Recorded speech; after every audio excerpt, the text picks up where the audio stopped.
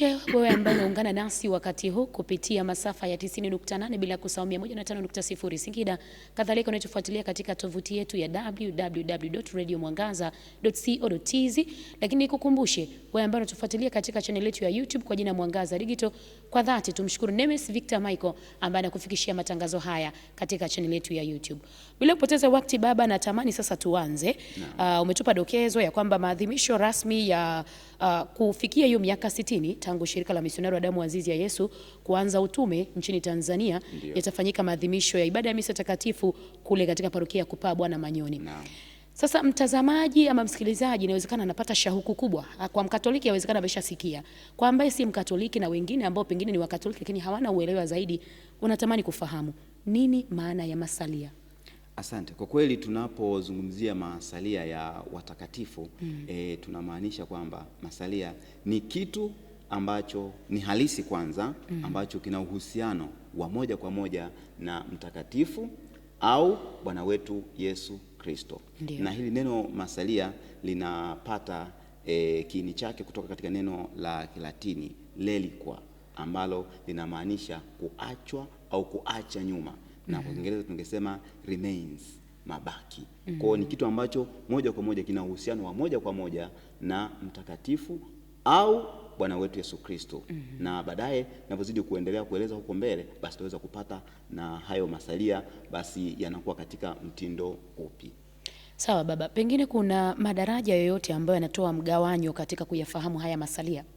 Ndiyo, na haya masalia ya watakatifu yamegawanyika katika madaraja. Kwanza kuna masalia yale ya daraja la kwanza, first class, na kuna madaraja ya daraja la pili, second class, na kuna masalia ya daraja la tatu ambayo ni third class.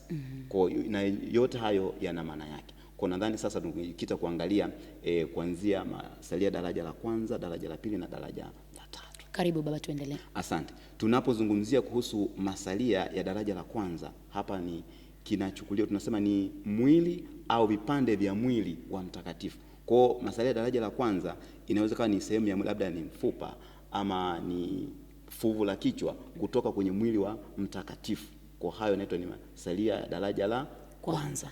Kwa mfano, sisi pale Roma katika nyumba yetu upo mwili wa mtakatifu Gaspari. Kwa hiyo ule mwili wa mtakatifu Gaspari tunaweka kwenye masalia ya daraja la kwanza. Katika kanisa la Yesu kwa mfano upo mkono wa mtakatifu Francisco Xaveri ambao umehifadhiwa pale. Kwa yale ni masalia ya daraja la kwanza. Na kwa mtu ambaye huwa anapenda kusoma utasikia kwamba katika kanisa hilo la Yesu ambapo umehifadhiwa huo mkono wa mtakatifu Francisco Xaveri, ndipo hata mtakatifu Gaspari aliweza kupata muujiza. Alipokea muujiza wa uponyaji kwa sababu alipokuwa mtoto mdogo aliumwa sana. Kumbe alipopitishwa pale, sio kwamba ni ule mkono uliomponya, ila kwa maombezi ya mtakatifu Francisco Xaveri aliweza kupona. Kwa hayo ni masalia ya daraja la kwanza. Lakini vile vile pia masalia ya daraja la kwanza kwa mfano tunapozungumzia msalaba mtakatifu ambao ulitumika kwa ajili ya mateso ya Bwana wetu Yesu Kristo, ule nao tunaweka kwenye masalia ya daraja la kwanza. Na tunapata masimulizi pia ya kwamba katika kaburi la Bwana wetu Yesu Kristo kulikuwa kuna sanda, kuna leso. Yale yote pia tunaweka kwenye masalia ya daraja la kwanza.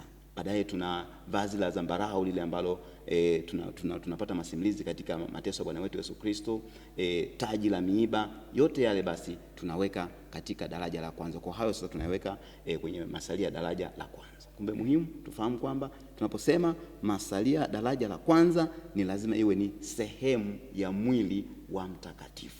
Naweza kuwa ni mfupa, na ndio maana kama ambavyo nimedokeza pale mwanzo, sasa hivi sisi Tanzania tunazunguka na masalia ya mwenye heri Yohane Merlin. Yale ni masalia ya daraja la kwanza.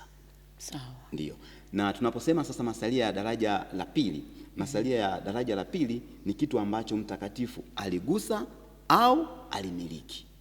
Hayo sasa ndio masalia ya daraja la pili. Kwa mfano, labda nguo ambazo alivaa huyo mtakatifu, labda alikuwa na kofia, labda ni kiatu, lakini kwa mfano labda alitumia ni kazula fulani wakati wa maadhimisho ya misa takatifu.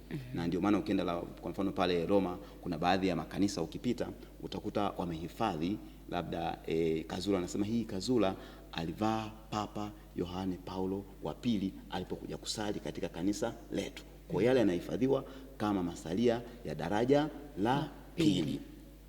Na tunapokuja sasa kwenye masalia ya daraja la tatu, masalia ya daraja la tatu ni yale sasa ambayo yameguswa, yana uhusiano na masalia ya daraja la kwanza na daraja la pili. Kwa mfano, mtangazaji wangu Rozi, unaweza ukawa na rozari yako, sawa? Kwa ile rozari yako ikigusa kwenye masalia ya daraja la kwanza na daraja la pili, basi unakuwa ni masalia ya daraja la tatu.